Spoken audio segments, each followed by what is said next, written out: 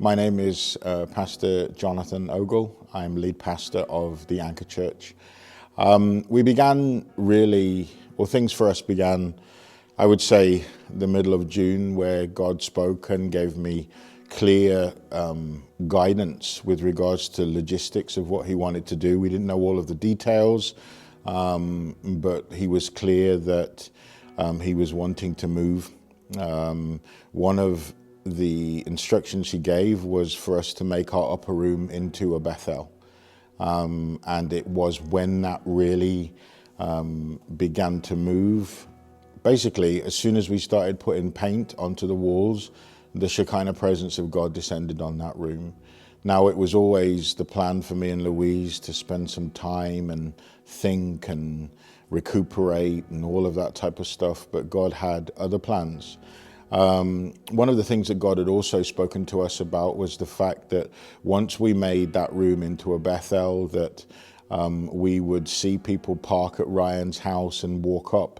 And I remember it was just very surreal because I was actually looking for reasons for people not to come to church because we couldn't fit people in. But we were just turning people away because of the numbers that were coming. But when I looked out and I saw families coming up that driveway, I knew that God was, as always, being true to his word. And so we've had many awesome times, especially in the upper room. I remember one Saturday doing a practice, and we just ended up singing, "You are holy," as God began to move, and the presence of God sat on that place, and we were there for hours. I also have memories of us moving into this place. Many people don't know the struggles that we had trying to get things moved quickly, but little did we know that God was both sides of the agreement.